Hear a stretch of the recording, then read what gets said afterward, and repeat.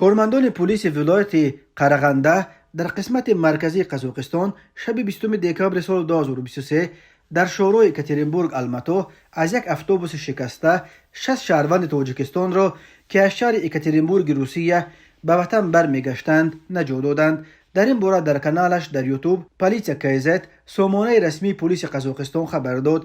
بنا به اطلاع این نیوز شب 19 به 20 دکامبر دو افسر بتالون پلیس روی ولایت قرغنده سیرک ارماکوف و سلامت قابلغوزی در شورای اکاترینبورگ الماتو نوبداری میکردند. ساعت 1 شب به آنها خبر رسید که در کیلومتر 692 یک اتوبوس مسافرکش ویران شده است. کارمندان پلیس الکی بعد 10 دقیقه به جای حادثه رسیدند.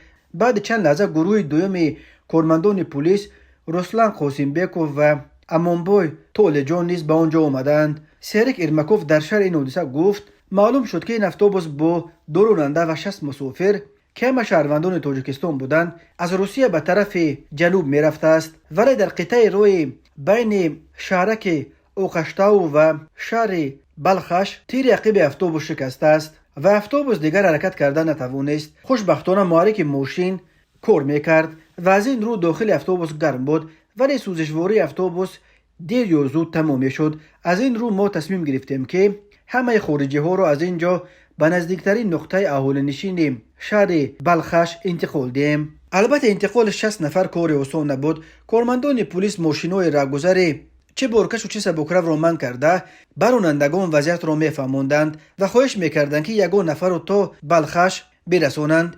کارمندان پلیس میگویند یگان کسی این خواهش آنها را رد نکرد. وقتی در راه 25 مسافر دیگر باقی مانده بود، یک اتوبوسی که به طرف الماتو میرفت من کرده همه این مسافران را گرفت. کارمندان پلیس این اتوبوس را تا شهر بلخش همراهی کردند و در این شهر واقع در ساحل کول بلخش و در تقریبا 380 کیلومتری قرغنده همه 60 مهاجر تاجیک را در کهوه‌خانه جمع آوردند. در این کهوه‌خانه آنها را با غذا و جای خوب تامین کردند و دیگر به حیات و سلامتی آنها خطری تهدید نمی‌کرد.